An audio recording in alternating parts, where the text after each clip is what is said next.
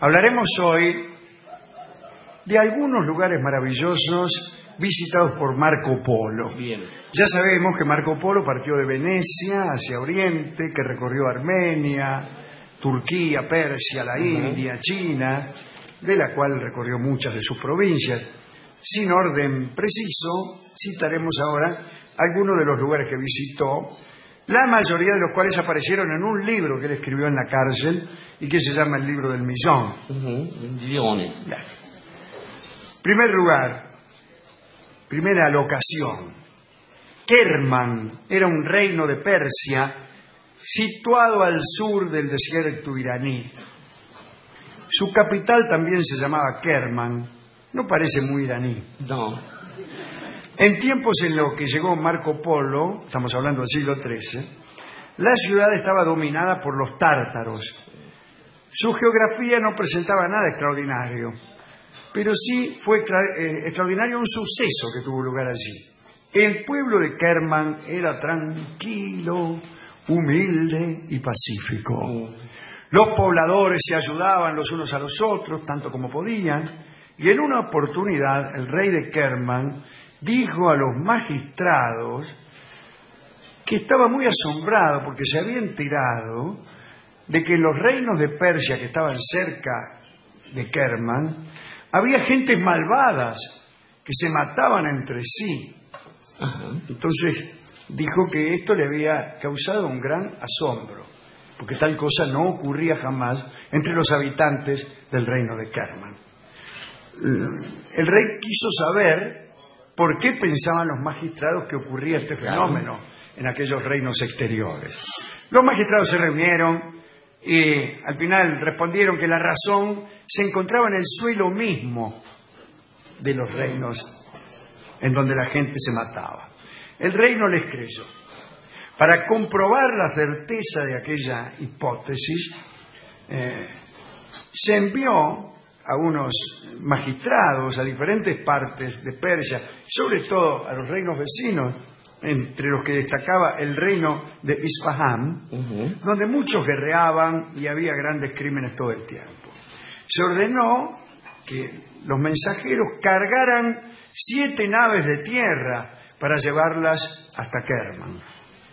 Así lo hicieron y llegaron los hombres con tierra de otras regiones. La desparramaron por algunas calles y la sorpresa del rey de Kerman fue mayúscula porque quienes pisaban esas tierras foráneas reñían unos con otros con palabras y gestos aborrecibles. Horrorizado, el rey hizo barrer aquella tierra extranjera y los disturbios finalizaron. Tenían razón los magistrados que opinaban que el malestar estaba en el suelo que se pisaba. Compárese esta fábula con la de Anteo, aquel que luchó con Heracles. Heracles luchaba con Anteo justamente en Flegras, que eran las tierras donde Anteo había nacido. Entonces lo tiraba al piso y Anteo cada vez que caía al piso se levantaba fortalecido. Parece que el contacto con su tierra le daba nueva fuerza.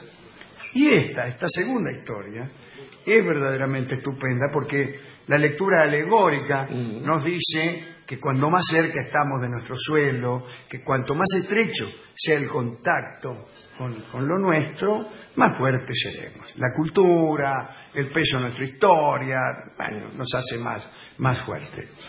En cambio, la otra fábula, a saber que los hombres de los reinos vecinos son malos por los suelos que pisan, esa a todas luces floja y no tiene otro mensaje que no sea un definido chauvinismo.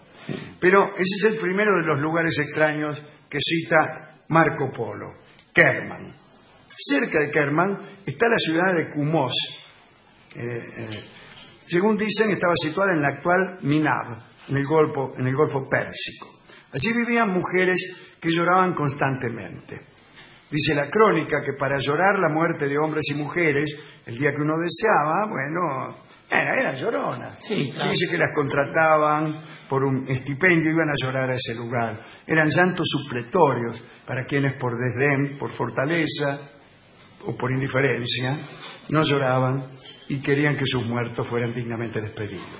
Marco Polo cita también la ciudad de Chesmir, dicen que se refería a Cachemir, o Cachemira, ¿no? Allí vivían unos ermitaños exitosos en sus milagros, sobre todo en el poder que tenían sobre los astros. Allí en Chesmir sucedía que por encantamiento se hacía de noche en medio de la tarde, solo por un rato. ¿Para qué? Para evitar el calor insoportable. Qué buena Un idea. atenuante. Estaban los ermitaños ahí, calor, 3 de la tarde. Noche. Hasta las 4, que se refrescaban bien. Un ratito. Otra vez la tarde. Qué bien. O sea que tenían el poder de producir pequeñas noches o pequeños días en cualquier momento que no fuera redundante. Claro. Es decir, No. no tenía mucho sentido que se hiciera de noche cuando ya era de noche. Y hay un ejemplo de milagro enteramente superado. Y ahora haré que se venga la noche, que sea de noche. Pero ya es de noche, maestro. No importa. Igual. Ya una noche enfática, noche sobre noche. ¿Cómo es eso? ¿Cómo es ese pedazo de noche puesto sobre la ya noche? Bueno, una noche muy enfática. Había otra ciudad, A ver. la ciudad de Pen, dominada por el gran Khan, o Khan si usted quiere. Sí, Han. Era famosa por su producción de piedras preciosas. Abundaba sobre todo el jade, pero lo que le interesó a Marco Polo fue una característica del matrimonio. Cuando una mujer tenía un marido y él la dejaba para irse de viaje, si era por más de 20 días, la dama podía tomar un marido suplente para paliar de algún modo la ausencia. 20 días. Esta legalidad indicaba, por otra parte, que el marido suplente debía alejarse de la casa en el momento en que regresara el titular. Claro. O Sí. incluso, mejor, un rato antes. Sí. Sí. Para evitar eso de ponerse a recoger sus pertenencias, No, eso es esto es horroroso. mío, esto no, bueno. Lo mismo sucedía con los hombres cuyas mujeres se alejaban, pero desde luego era poco frecuente. Esto suele ocurrir todavía Sí. y nadie Sin va- tanto protocolo. No, claro. La isla de Angamán era inexpugnable. Algunos hombres de esa isla tenían cabeza de perro. La isla estaba ubicada en un mar cuya corriente era tan fuerte que los barcos no podían tirar el ancla ni navegar. La corriente los arrastraba a cierto golfo del que no se podía salir. En la provincia de Baldaseán, digo otra, ese lugar lo pasamos de largo porque no me resulta interesante. Claro. Sí. En la provincia de Baldacián, ¿qué tal Baldacián? Estaban los mejores caballos del mundo. En verdad, eran descendientes del caballo de Alejandro, Bucéfalo. Bucéfalo. Todos estos animales nacían con un cuerno y una estrella sobre la frente. Bueno, eran como unicornios. Eran. ¿A qué estamos jugando? Y según parece eran los más veloces de Oriente. Pero esta raza de caballos fue destruida. Ya no queda ni uno de ellos. Los últimos se encontraban en poder de un tío del rey de Baldacián. Y cuando este tío se negó a permitir al rey tomar a uno de ellos, el rey lo mandó a matar. Ah, Vio cómo son los reyes, ¿no? Bueno, por rabia ante la muerte de su esposo, la viuda del tío, es decir, la tía, bueno. aniquiló todos los caballos que quedaban. Y así la estirpe de Bucéfalo desapareció. Lo que puede la mezquindad. Sí. ¿Qué le costaba prestarle un caballo al rey? Estaría el mundo ahora lleno de veloces caballos de la estirpe de Bucéfalo. Estos son los lugares que Marco Polo dice haber visitado en el libro del Billón. Libro que no tiene muy buena fama. No. Los enemigos de Marco Polo siempre dijeron que era una colección de mentiras. Los amigos no dijeron nada, pero tampoco encontraron muchos datos veraces allí. En verdad, el antropólogo actual tiene la sensación de estar en presencia de una geografía fantástica, ya que es casi imposible relacionar las cosas que dice que ha visto Marco Polo con las que surgen de una estricta investigación histórica y antropológica como se acostumbra ahora en las revistas.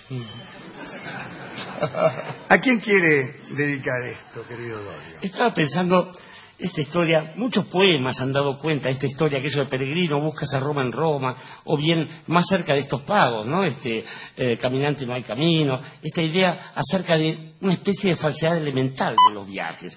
Sin embargo, digamos que el turismo dejó de tener sentido en estos tiempos justamente porque los viajeros, imitando a Marco Polo en aquel momento, pero con la ventaja de la profusión, difunden cosas de modo tal que cuando uno llega a Toledo, por ejemplo, sabe que seguro sale cansado, o sabe que, claro, todo lo que hay ahí corta, incluso el rostro. Bien.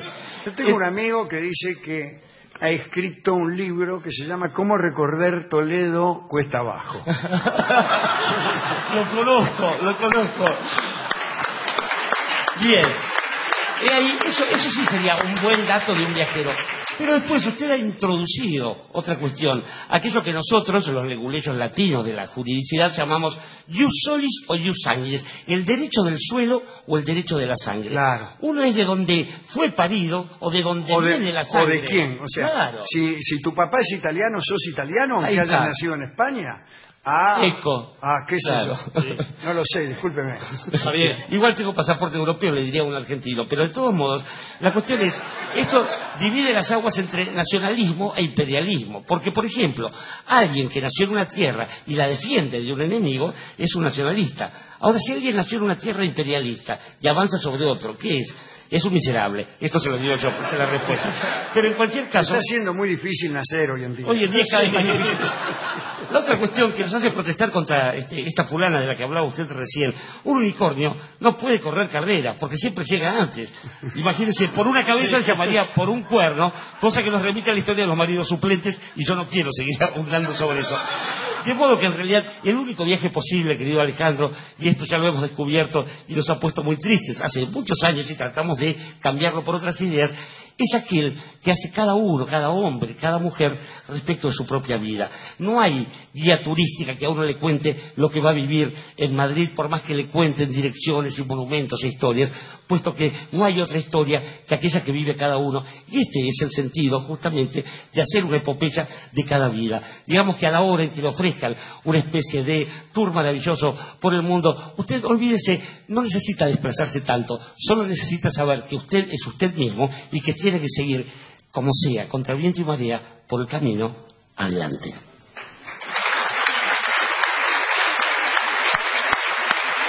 Y por el camino adelante es una bella canción de Irusta, Fugasoy de Mare, que vamos a escuchar en la voz de Julio Sosa. Adelante.